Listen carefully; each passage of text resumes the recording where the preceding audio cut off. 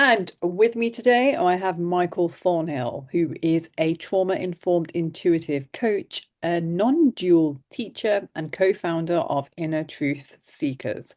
Alongside his wife, Jamie, Michael empowers individuals to move beyond pain, embody their soul's calling, and lead with purpose. Through a unique fusion of non-dual awareness and deep trauma healing, he guides seekers on a path from inner transformation to authentic service. Michael's mission is rooted in the belief that you are already whole. Your true self is simply waiting to be recognized. So, through intuitive coaching, conscious leadership, and the Inner Truth Seekers Academy, he supports clients worldwide in reclaiming their self trust, awakening their intuitive gifts, and stepping boldly into the life they were meant to live. Welcome to the show, Michael. Such an honor to have you here. Hey, Anu, thank you very much for that introduction, and thank you everyone for listening. It's a pleasure to be here. Thank you.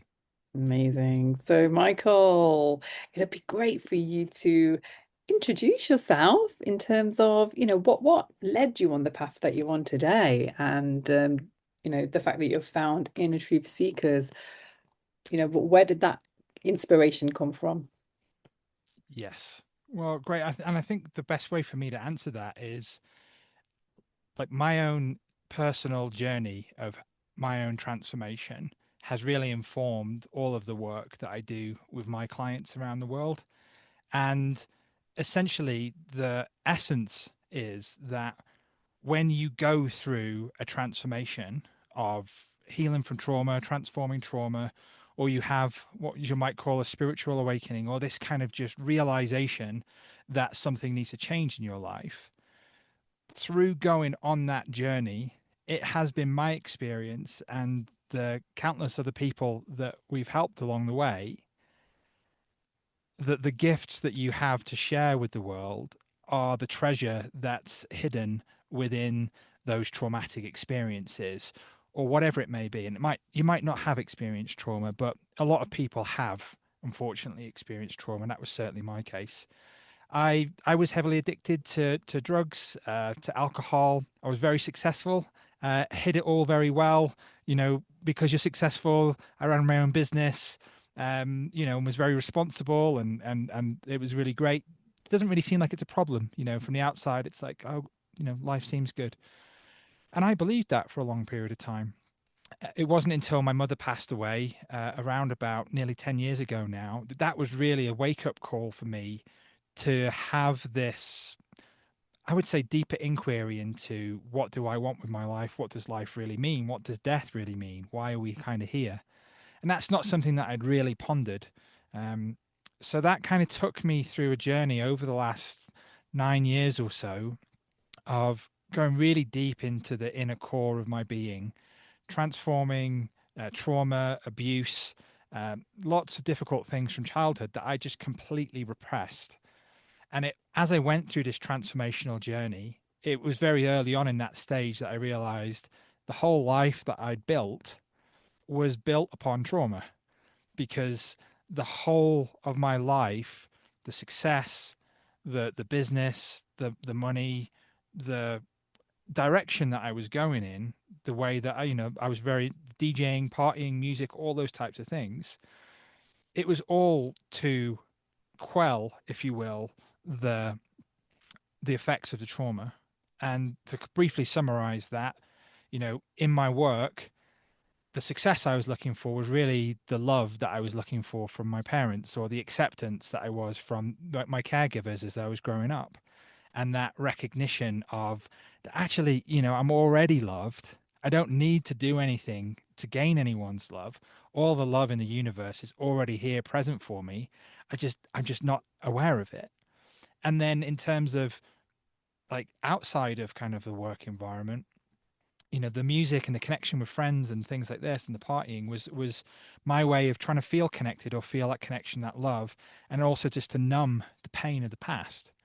So going through that process and having this transformation and realizing, wow, the whole life that I'd built has been built upon this trauma, I then started to follow my heart's passion, my soul's mission into being of service to others. And over the last 9 years or so, with my wife Jamie, we've run various retreats, coaching programs, and can just continue to refine all of our work to help people transform trauma and connect to their own inner truth and their infinite self, develop their intuition, and really now how that as how it's forming now is through our new website and our new brand, which we've just brought everything together as inner truth seekers.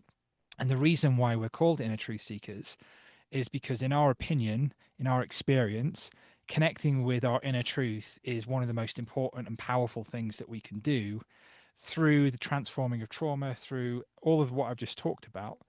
And now, just like we've been through in our own lives, and just like so many other people that we work through with, this when someone's had a big trauma release or response, they're like, wow, my life's changed. How do I now help other people? So we've now created an Inner Truth Seekers Academy, which helps people transition from that point where someone starts moving through their personal transformation and realize, hey, I'd like to help people too.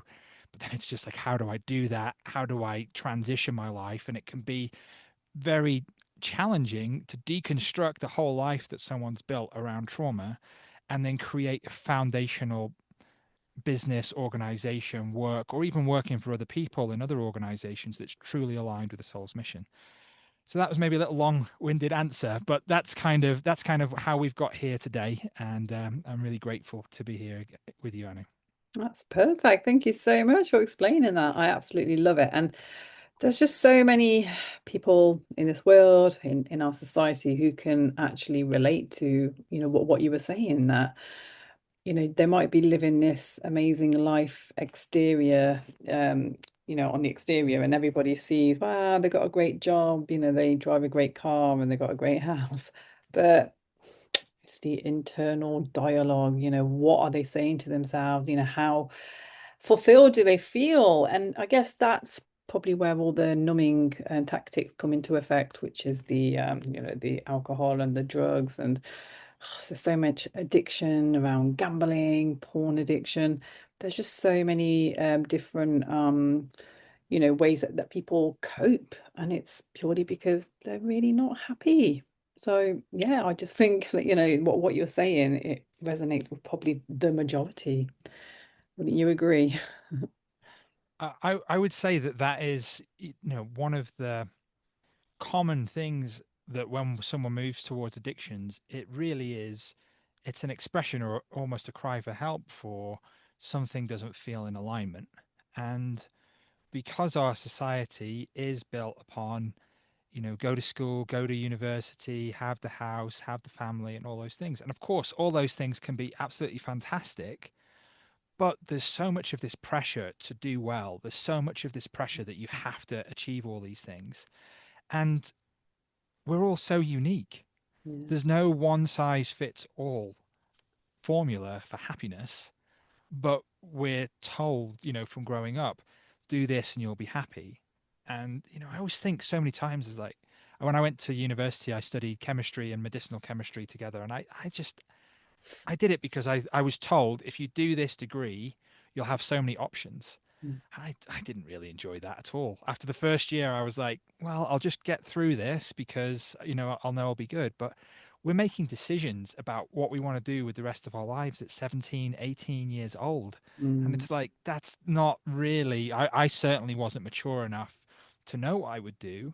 So mm, we go down, and it's almost like, you mentioned gambling, but it's almost like that kind of someone's like, I've already bet so much on this hand, if I just bet a little bit more, then maybe I'll win. So maybe I'll just keep doing this job a little bit longer, or I'll just keep doing these things. I'll double down on my own happiness, hoping that it will perhaps fulfill you. And I think it's just so difficult for people. It certainly was for me, is that when we build these levels of safety and security, with the house, the mortgage, the money that we're earning, the job, the lifestyle, we can become comfortably uncomfortable. We just stay in that kind of, yes, that uncomfort, that discomfort, but being okay with it because it kind of gives us that sense of security. And part of that step is beginning to trust in the unknown.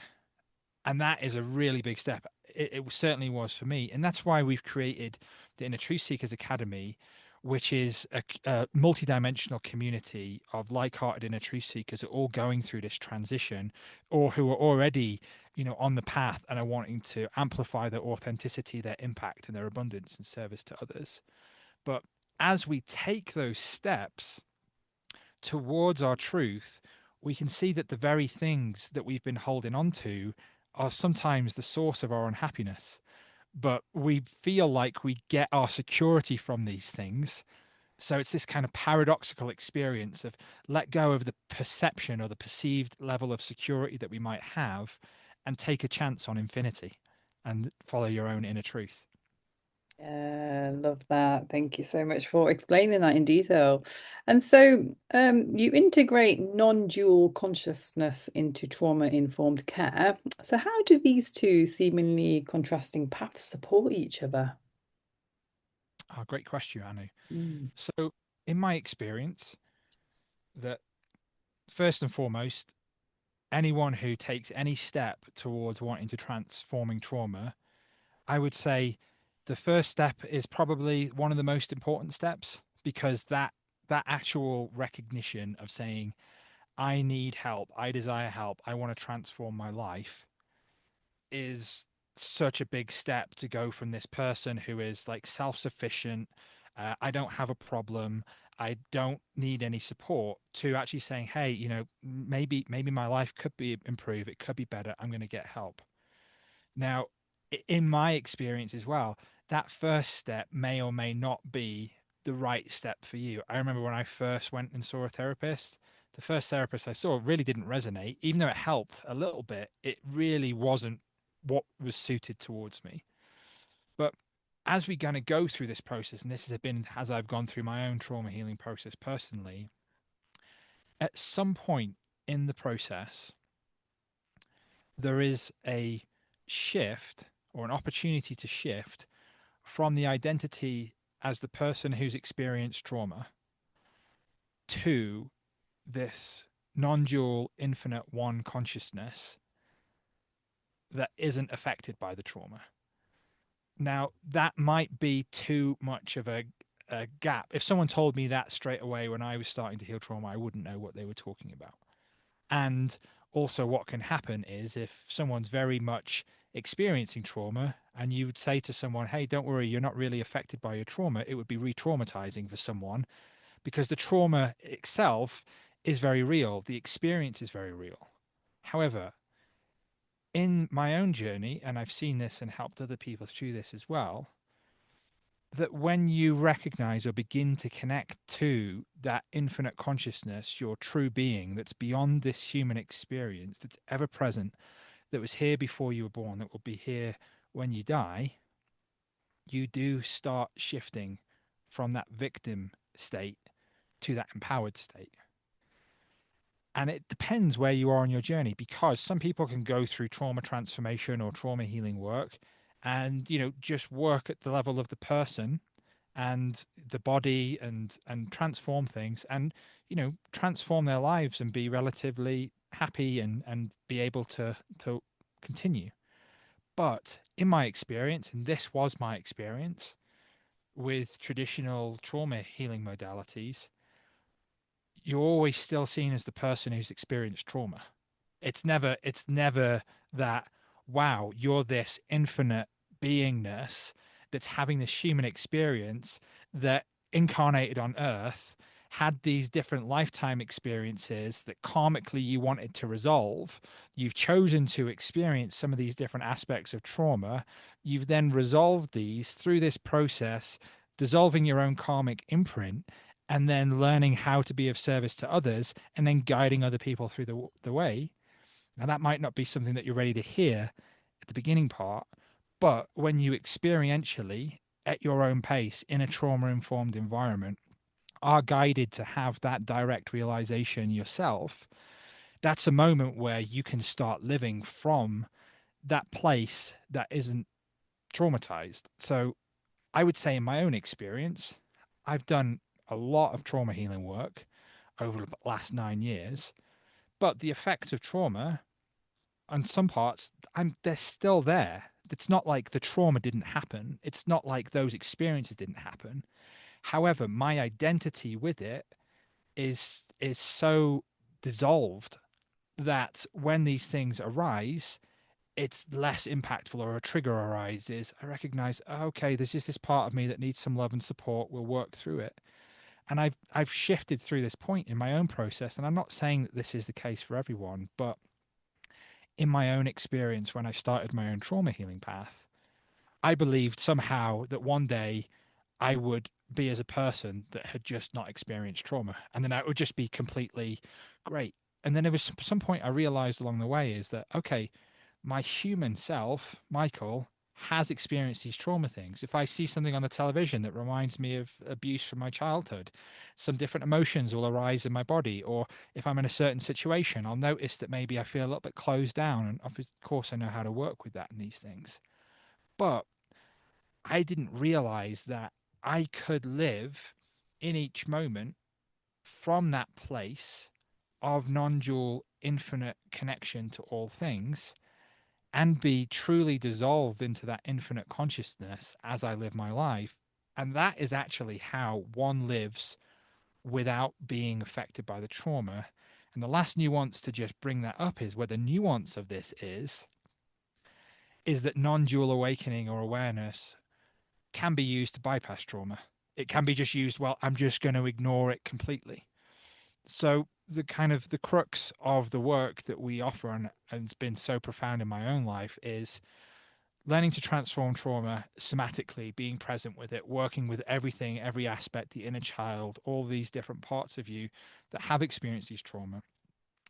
Then also learning to connect with your infinite self beyond the physical reality, beyond the illusion of separation. And then the kind of skill is to embody both at the same time. It's not to bypass or to ignore any of it. It's to embody your infinite self, transform your relationship to the trauma, and then love every aspect of you through the process.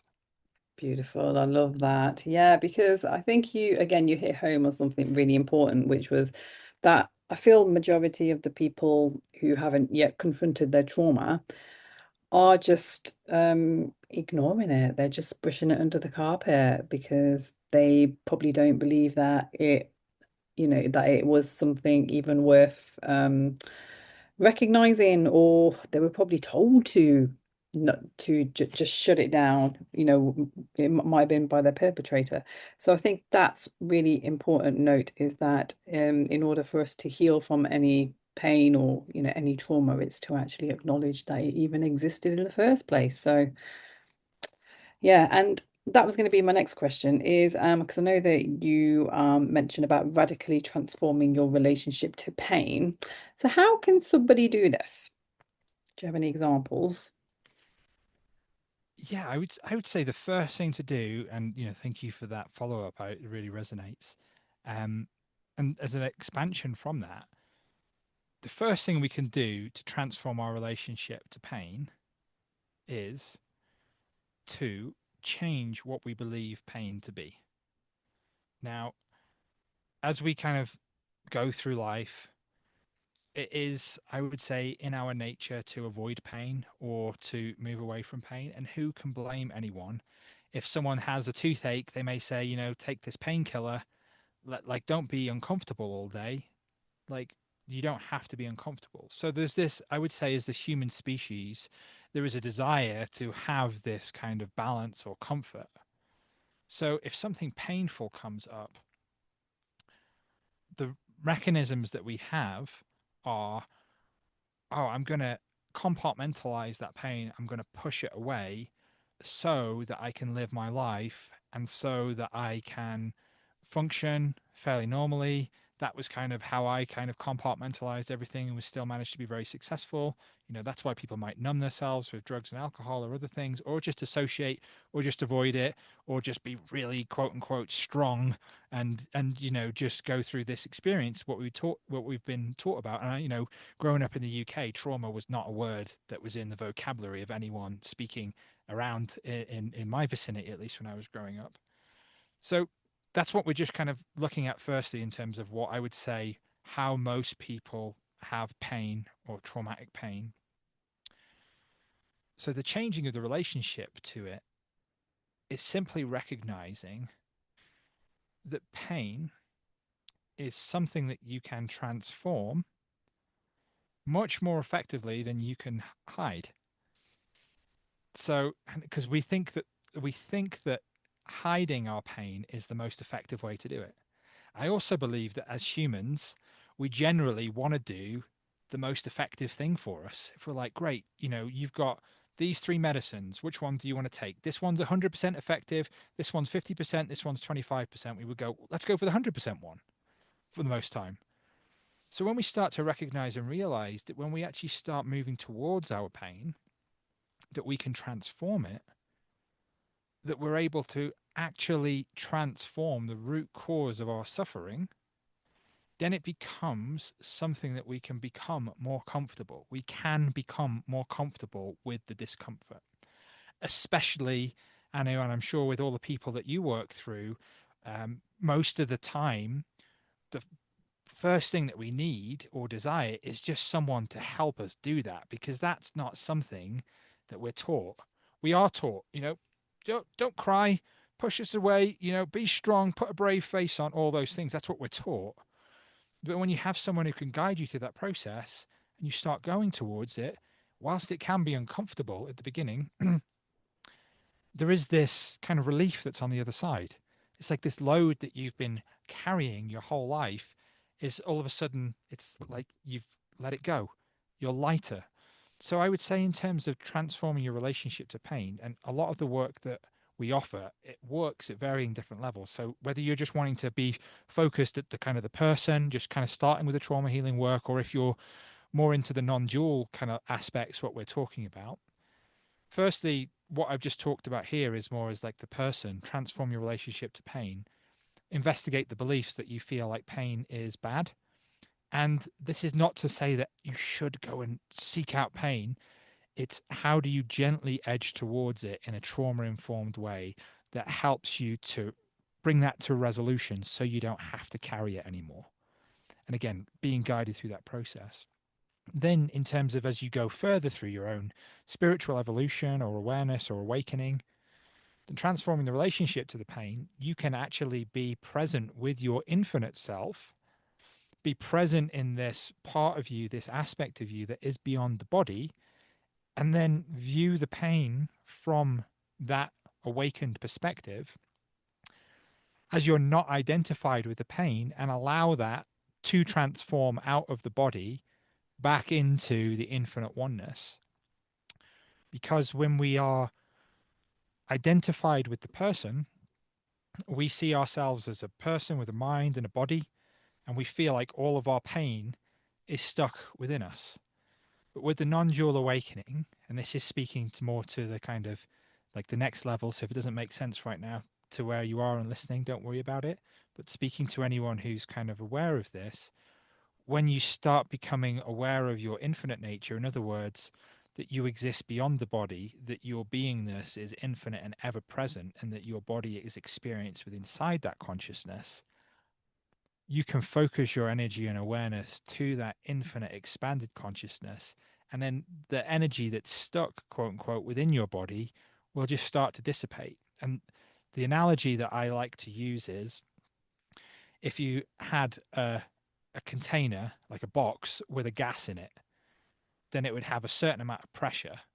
And then if you open the kind of lid off the box and then the gas can go out into the whole room, then that pressure dissipates and it's less concentrated, it has less of an effect. And then imagine if you just open the doors and then that gas just goes out into the outside, into nature, then there's just really nothing there. So as we start to become more of aware of our infinite expanded state, that trauma that can be very stuck within our own body or our own being then can start to dissipate just like that gas. Beautiful, well explained. So, like, what are some practices or shifts that can help clients to reconnect with their inner guidance?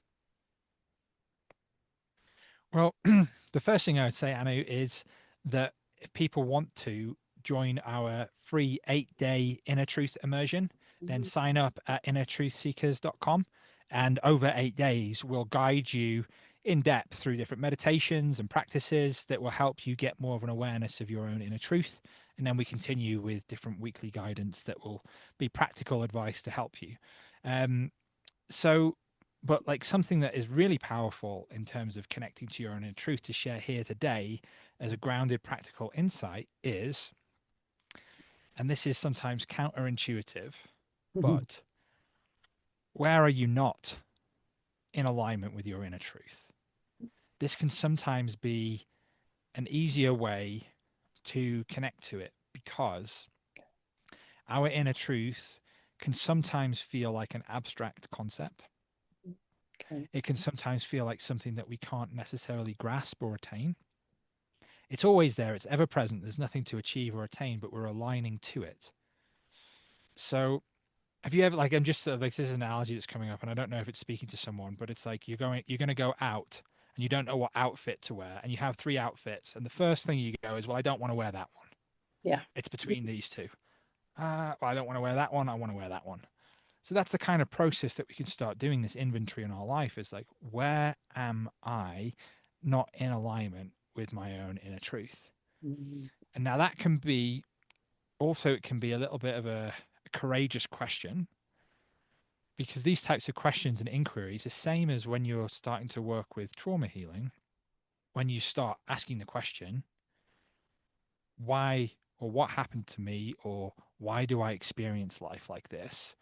Why am I addicted to these substances? Why am I depressed? You start answering questions, but more questions arise.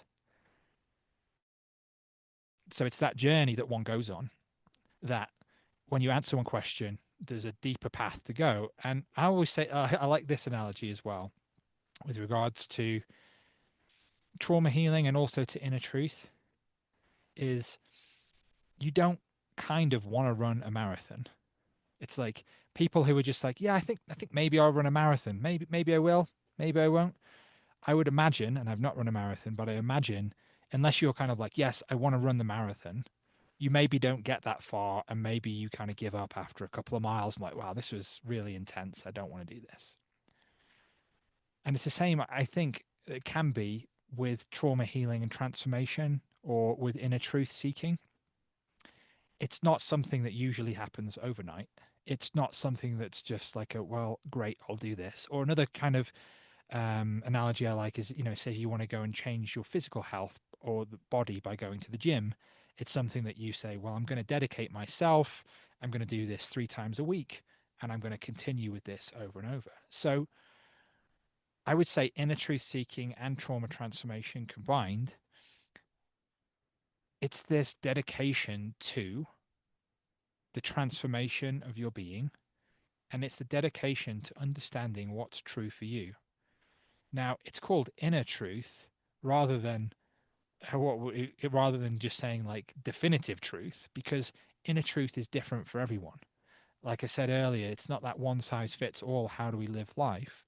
So, inner truth seeking really is about you finding out what is true for you. What lights you up, what don't you like? And as we say, one of those first parts of that process can say, where in my life do I feel like I'm out of alignment?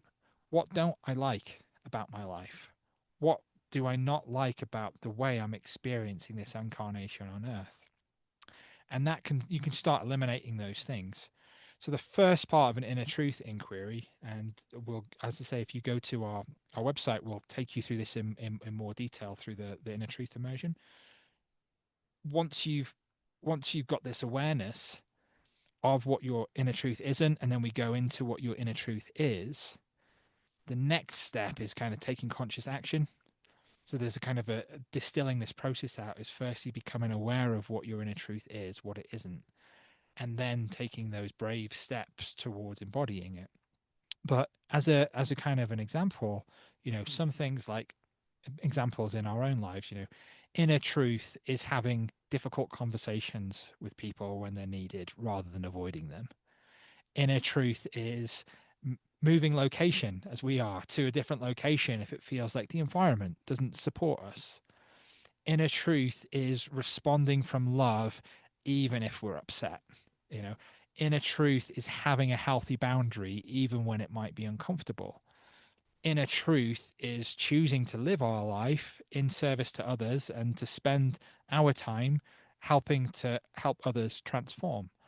Inner truth for someone else could be working at an organization and getting a certain amount of money and providing for their family. Inner truth could be so many different things. It doesn't have to be one size fits all. But the thing is, you are living your life. It's up to you to find it. And how that kind of comes in with the trauma transformation is, as I said in the beginning from my own story, when we've experienced trauma, we usually build our life trying to support ourselves or trying to satiate or trying to block out the effects of trauma so that we can feel as comfortable as possible. So, how trauma transformation and the trauma work really hits home with this is when you start peeling away those layers of trauma and you start transforming it. If you think of your life like a camera lens, and if you're taking a photograph in each different location, you're like, I'll take the photograph of this mountain, I'll take the photograph of the river, but every photograph has this kind of mark on it, and the image is blurry. It's not something that's outside; it's that trauma that's on the lens, if you will, that's distorting the image.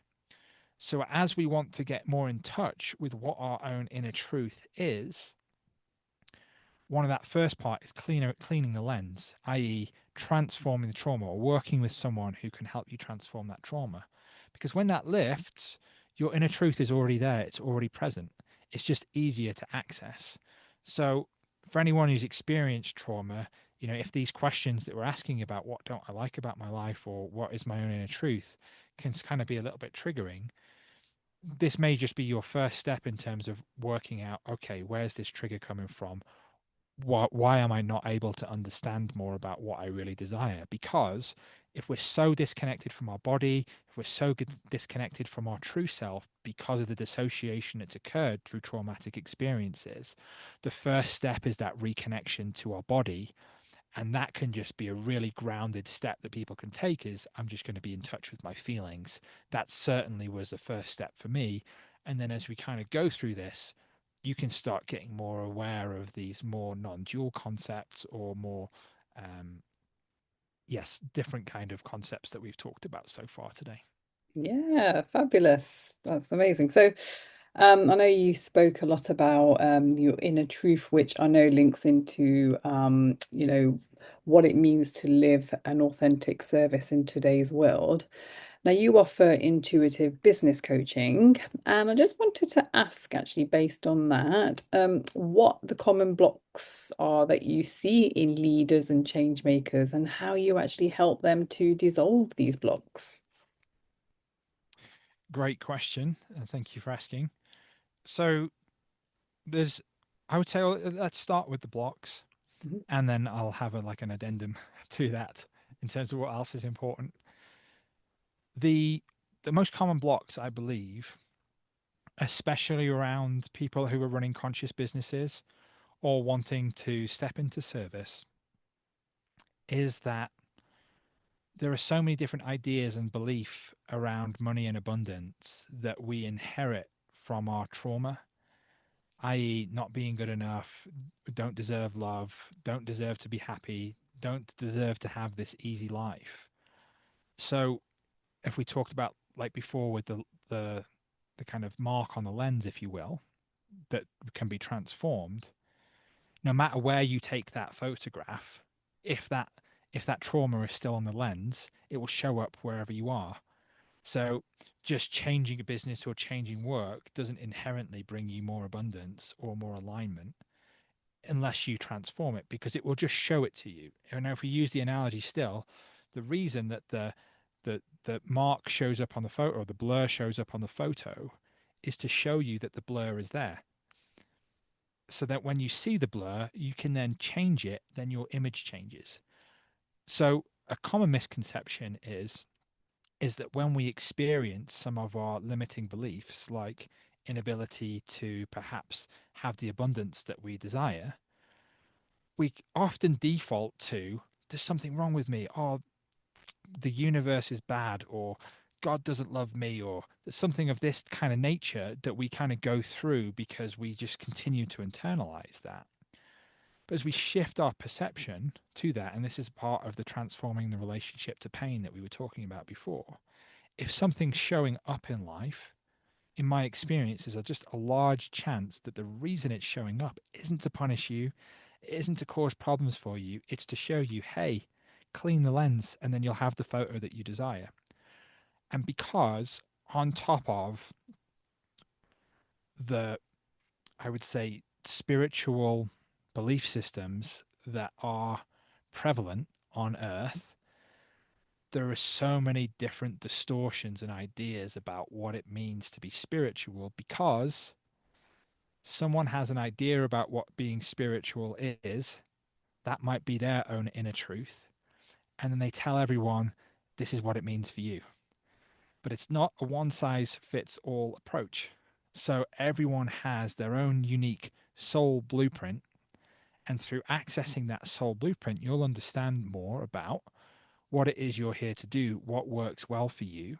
You know, and some of the typical things you'll see is, and again, social media isn't inherently negative, but there's this idea that many people will say, if you want to have a spiritual business, or any business, you need to be posting on social media this many times a day, this many times a week, and you need to do this. We've not been on social media for 5 years because when we were on social media, it was something that just didn't feel right for us. It created a level of anxiety. We didn't really feel like that it was the best use of our time. And we shifted towards other things and long form content and other things that just felt great, like a podcast interview, for example, like today, where we're having this brilliant conversation together. So there's all these different ways that you can express that soul's blueprint.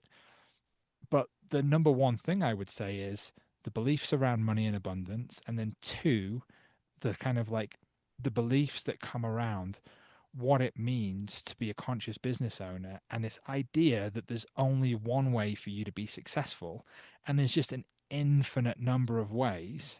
And then the three is like, as you kind of learn that and you learn to trust your own inner truth, when you go inwards and you find that, it's you tap into the abundance that's already there for you, waiting for you to align to. It's like it's your own unique stream of inner consciousness that's just like this infinite waterfall ever flowing that you can tune into. But when we kind of go over here and we're like, oh, what's going on in someone else's waterfall or what's over here and so there, we kind of get a little bit lost and we don't tune in. And it's just not the right way for us to do it. So, in essence, the part of what we do and part of the inner truth seekers conscious leadership blueprint, which we will have some videos that are coming out on YouTube about this and how I guide clients through the the essence is firstly finding out why you're here, why you came to Earth. Like let's go back to the beginning. Why did you come to Earth? And what we kind of look at with people are for people who really want to be of service to others. So many people who are hearing about this maybe wanting to be of service to others in some ways. And this can be so many different ways. It could be being an accountant in a business, it could be being a CEO of a company, it could be having your own kind of conscious business or like healing business. It could be so many different things. It's not just a one size, but it's generally like, I want to positively contribute to the planetary shift towards love. That's how we describe it. It's like, do I want to positively contribute to the planetary shift towards love? And that could be being a great parent, that could be being a great friend, a great husband or wife or partner. It could be so many different things, but if we just kind of bring that to there, it's like, do I want to positively contribute to the planetary shift towards love? When we get clear on that, the next step is understanding, okay, how? What is my soul's blueprint? What is my soul, my infinite consciousness, like has a soul blueprint? In other words, a map of this incarnation. What is the unique way that I want to positively contribute to this planetary shift towards love? Great, I'm a writer. I want to write these things. I want to do these things. I want to do these things. Great, I have these lessons that my soul wants to learn. I have these strengths, I have these weaknesses. These are the things that I want to transform to be a part of it. And then it's like, okay, how do I map that out in terms of my own unique core values, ethics, moral code, integrity? And then how do I just have this as this blueprint that I can then use this to understand more about what it is that I'm here to do, and then consciously choose with conscious action each day to align with this. What we're essentially doing here, it's like calibrating the compass of our life to the north and then working out which way we want to go. Now, of course, that process, trauma can come up, limiting beliefs can come up, all of these other things, which is why we have the Inner Truth Seekers Academy, which brings everyone together who's going on this journey, the community of like hearted seekers that brings everyone together to learn from each other and to consciously support each other. But to kind of summarize that, it's really about letting go of the ideas and the beliefs that you've picked up that can often be born out of trauma, letting go of collective belief systems that don't resonate with you, and then just coming back to what is this infinite stream of consciousness here to show me what can I learn from my own inner truth and how can I express this and positively contribute to the planetary shift towards love.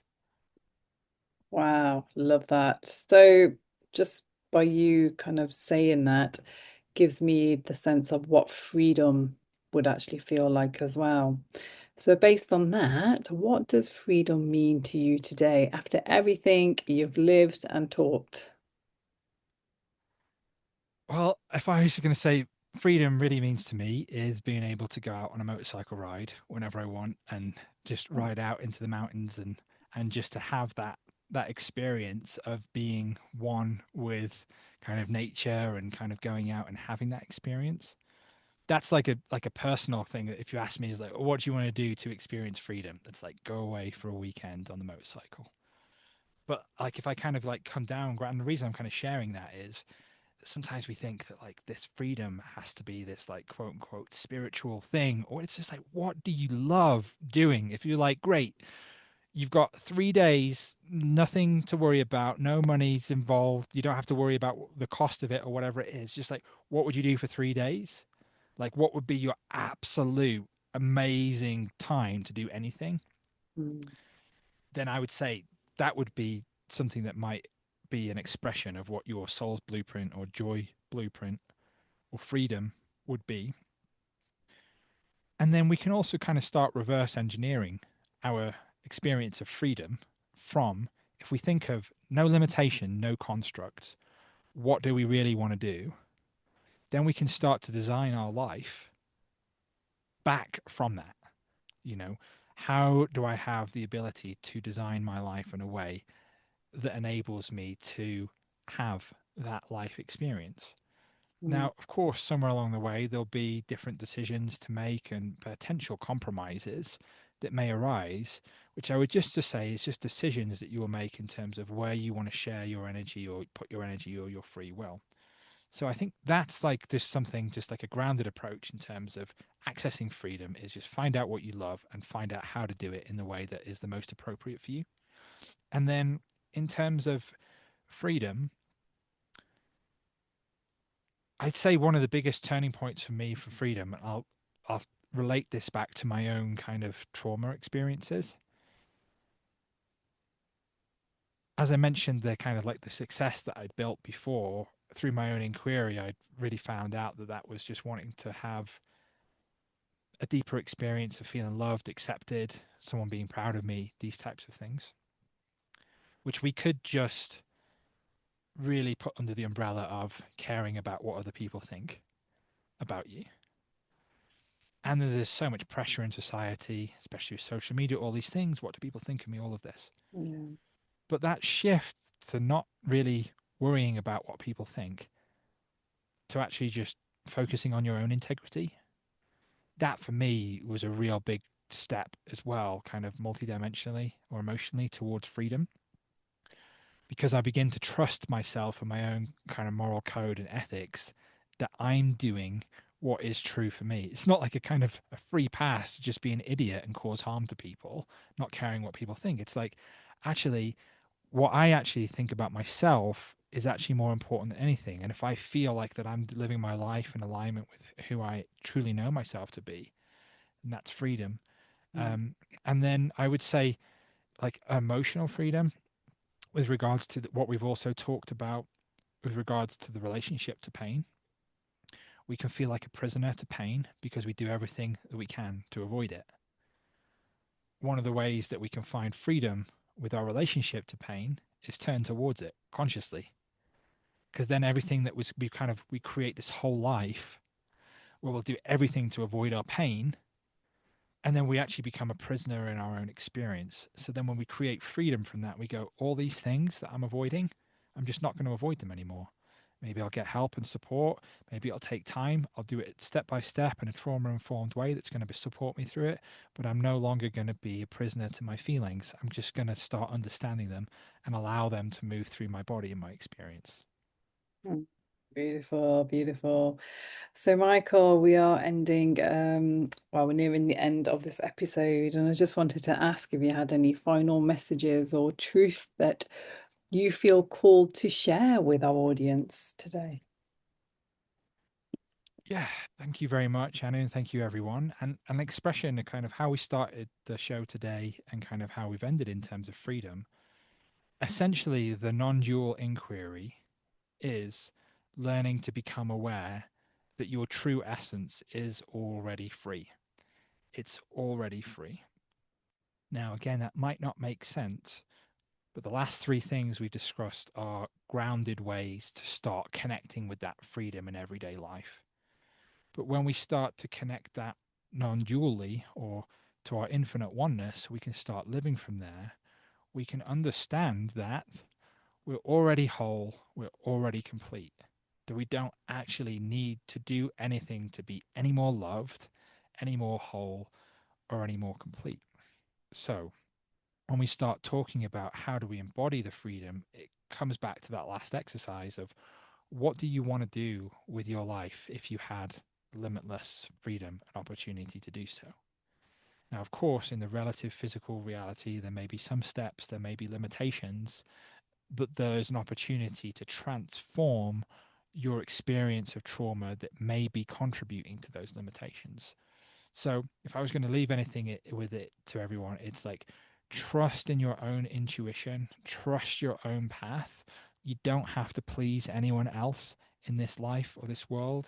There's an invitation to just drop into your own inner truth, how you want to express it. Trust your own integrity. Reach out to support, to friends, family, professionals, whoever it might be, when you need that help. And yeah, I would just say know that you're already loved. And then I would just say, following that, if you'd like to connect with us, please feel free to reach out at innertruthseekers.com. If anything resonated from today, and just invite you to sign up to our free Inner Truth immersion delivered direct to your inbox.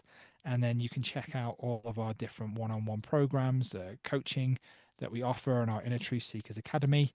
And we've got our podcast coming out, our YouTube channel coming out. So we'll be delivering a lot of this type of content. And you've only got one half of us today. You'll get to connect with my beautiful, amazing wife, Jamie, as well, who has her own unique style and work and helps people really just connect to their own intuition, discover their own spiritual sovereignty, and really begin to express their own unique, authentic voice. Oh, I love that. Thank you. What a fantastic ending. And it's just been so great having you on, Michael. I really enjoyed today. Thank you. Thank you, Anu, and thank you, everyone. Likewise, absolute pleasure and honor to be here. Thanks for holding such a great space. Thank you. So, yeah, I'll be adding Michael's link in this episode. If you have any questions, my listeners, please do reach out to Michael. I am sure he would be honored to hear from you all. And that's all we have time for today. We hope you enjoyed the show, and I look forward to seeing you in the next episode. Stay blessed, my friends.